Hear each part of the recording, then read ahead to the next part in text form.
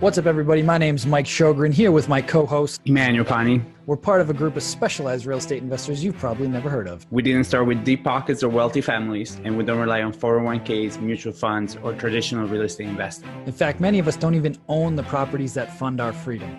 If you ask the money experts out there, they'd say what we do is impossible, yet it's happening every single day. It's happening through a new niche called short-term rentals. We are Short-Term Rental Nation, and these are our secrets. All right, what's going on, everybody? Welcome back to another Tuesday with Mike and Mike. I am your host, Mike Sjogren, here as always with Mr. Mike Reilly. What is going on, sir? I am headed to the mountains later on this afternoon. Going to be making that 6-hour drive. I'm hosting my entire family, so 14, actually my wife's family, 14 of us in one house. So it should be a fun, Christmas vacation, Thanksgiving vacation. So.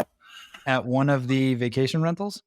Yeah, at the one with the sick view that we the most recent one that we redid. Nice. Another perk of the business, dude. I know. It'll be fun. It'll be good too, because usually when we go, it's just me and my wife and our 2 kids. So now we got the in-laws to be able to run around with the kids. So yeah. I get to enjoy it a little bit more. Love that, dude. That's exciting. Yeah. You got any plans? So we are hosting here.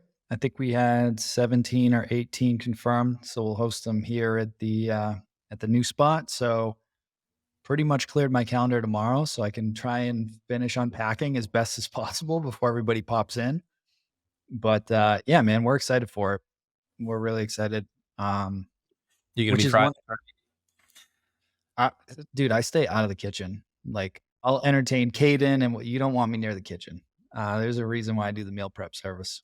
I am no asset in there, so I stay out of the way. But yeah, why don't we run through a couple of things that we were talking about offline, kind of some different news in the industry, and then I want to tie it back to Thanksgiving and the holidays and some opportunities that I want to make sure people do not miss. Yeah, I'll start with kind of the easy one quick one. Airbnb just hired a new chief legal officer. Guy was actually the former chief of staff in the White House for, I believe it was it was for Al Gore. To Al Gore. And so I didn't look too much into it. Obviously, Airbnb is getting some heavier hitters. I mean, they're hiring more people. So that was the first news of the day. The second is interest rates. So interest rates over the last 2 weeks have creeped down. They're no longer going up. They actually kind of retracted and came back down a little bit. So I thought that was very interesting. And in my opinion, if that trend continues, we still have a demand issue. A supply issue.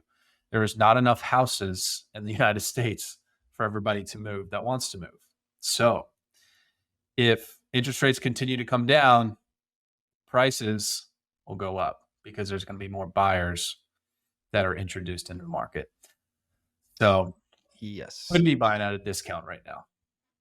It's interesting. I found an article on Forbes that recently came out, and it's basically talking about this, rates pretty much holding steady, but they're not going up, a slight little dip. But the article was about what are some of the predictions for 2023. And again, nobody has a crystal ball, but the majority of these are anticipating rates to come down. One in particular said that they anticipated that rates would come down 2 points by 2025. So, another 2% down, that starts to make things interesting. But at the same time, I want to reframe this, right? Because if you look at anybody, a lot of the quote unquote influencers in the real estate space that have been in the game a long time, they will all say the same thing, that this is not hype, by the way, that it's one of the best times to get in, because if you go back 18 months ago, you had zero negotiating power. Like you had to basically go in, waive inspections, go 50 or 100 grand over asking, and cross your fingers that you might get a deal. Now, where interest rates are at, it's harder to move these properties, so you have more negotiating power. And the more you invest in your education and you learn different strategies, maybe you can take over the mortgage, do a subject to deal, maybe do some type of seller financing, like get a little more creative with it, and then position yourself to refinance it in the next couple of years as rates creep down. But that it's I think it was Buffett, right? Be greedy when others are fearful, and fearful when others are greedy. Right now, everybody's fearful. So it's time to start getting greedy. Start looking for those deals, getting out there. Like people are trying to move products and they're not moving. So you have a lot more negotiating power. I'd rather buy in a market like now Mhm. where, okay, maybe your payment sucks for a little bit. However, when those rates come down, the values are going to go up again, and you're going to be able to refinance, get that payment back down, and put that money back in your pocket. Whereas on the other side, when you're buying at the peak, when rates are super low, if you got to try and refinance now, the math isn't really going to work. No, Right. you So need to think get some about of that. that logically. Yeah. If you So need to get some of that cash out, some of that equity out of your house that you bought 2 years ago, it doesn't make any sense. Like, yes. it really doesn't. And that's a really good point too. In 2021, I put an offer on a house. I think that was like it was $799. I put an offer in at 900, and in North Carolina, we have this thing called due diligence. It's basically a payment that I don't get back. It's a non-refundable payment that says, "Hey, I will give you this, and if I cancel the contract, you get to keep it." I gave them $150,000 due diligence payment. So Ooh, basically, yeah, dude, that's a that's what I bold offered. move. I know, and I lost.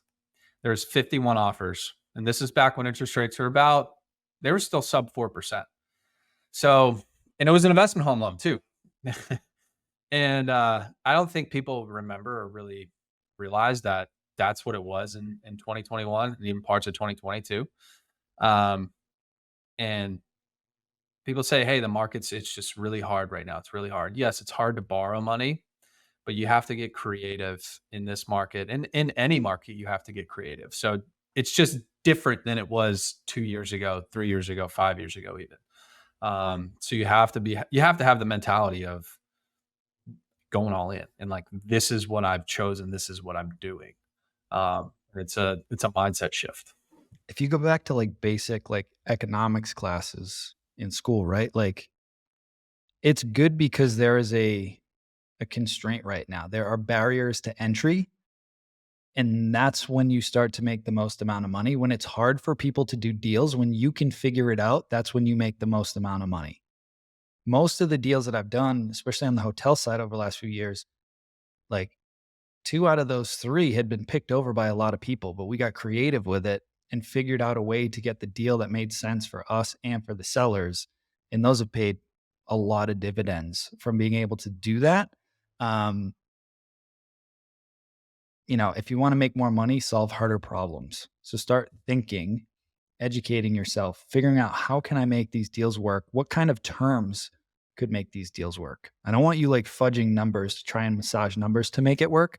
I want you to think about how can I craft this deal? What types of terms could we do? What types of financing could I get in order to make this deal work?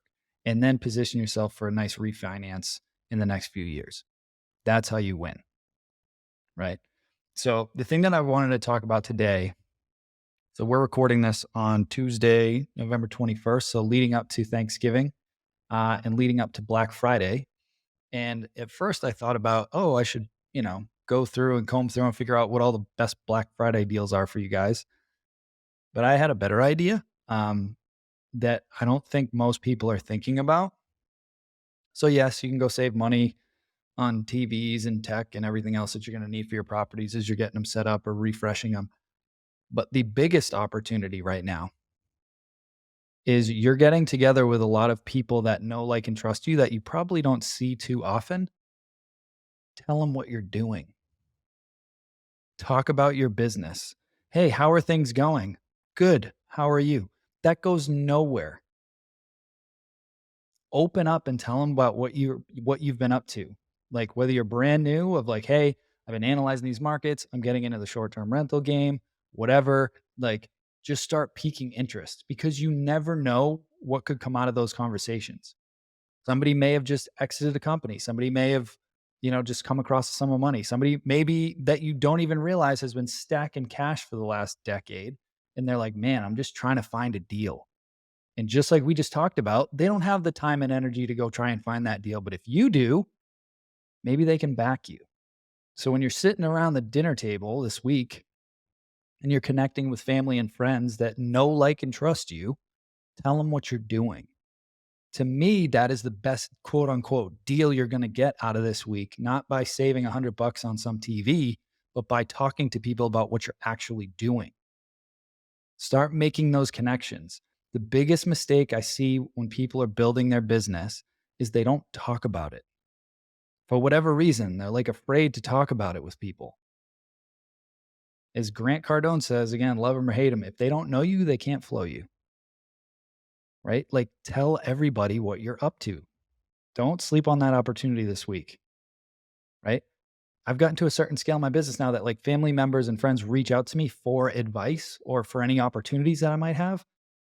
If they didn't know what I was doing, that wouldn't be happening. But they've seen it over the years and they've heard me talk about it enough times that they're like, oh, wow, like I should talk to Mike about this. Hey, I'm thinking about buying a vacation rental. Hey, I'm thinking about doing this. I should probably talk to Mike about this. Start talking to your family about this. Do not miss this opportunity. Between Thanksgiving and Christmas, it's probably the most you're going to see people for the rest of the year. Yeah.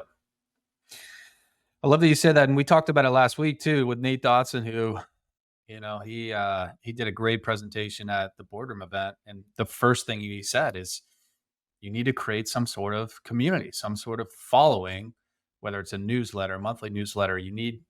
People need to know that you are an expert on this topic, whether it's hotels or whether it's short-term rentals or whether it's real estate in general.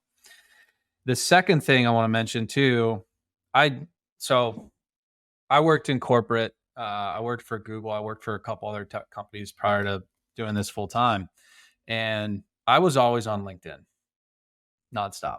Like I got a lot of business relationships out of that. Wasn't necessarily looking for another job, but all my clients were on LinkedIn and they were posting stuff too. So it was a place I spent a lot of time. And LinkedIn has what we call first degree connections. So those are like you and me, right? That's family. Those are people that you're already connected with. They've accepted your friend request, that sort of thing. You need to absolutely tell your community what you're doing. So whether it's talking a conversation like this over the phone, or you're making a post on LinkedIn, that's essential. But where I find some of the best opportunities are and the best deals are is with their second degree connections. So it's with somebody that that is interested in hotels. So when you're out telling people this thing, what you're doing, whether it's co-hosting or raising money for hotels or just real estate in general, make sure that you ask, hey, do you know anybody in your circle that is doing this or might benefit from a conversation with me or might be investing in hotels, might be investing in more short-term rentals, or maybe investing in multifamily too, and just make those broader connections because they can connect you with other people. So don't always think about, a lot of people tell me they're like, my family, nobody invests in real estate, which is normal. Like very few people actually invest in real estate except for their primary home. But they know somebody who does, and that person knows somebody who does, and that person knows somebody who does. So those connections are absolutely crucial, and you just need to get out there and meet them and talk to them. So.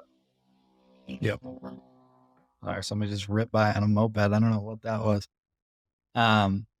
Yeah, man. It's funny. We E and I did a podcast with Eric Moeller last week. And I was talking with Eric offline, and he's like, "Hey, man, I should connect you with a buddy of mine." And so, he did an intro text, and we jumped on a call. And I don't know where that's going to lead, but he's done a bunch of hotel deals out in California. Really good dude. Like we just hit it off. We were talking about like different, strategies we were executing on. Like those, you never know where those conversations can lead. And that's why I'm big on going to events and hosting events and doing all those different things. Like you need to get the word out there about what you're doing and you need to meet people. The biggest hack in business is your network. Like the thing that I've invested the most in isn't the properties, it's the people around me. Because that's what makes running and growing so much easier and quite frankly more enjoyable. So don't sleep on that opportunity this week. Get out there, network with everybody. Yes, have fun, buy a bunch of shit for your properties on Black Friday. Totally cool.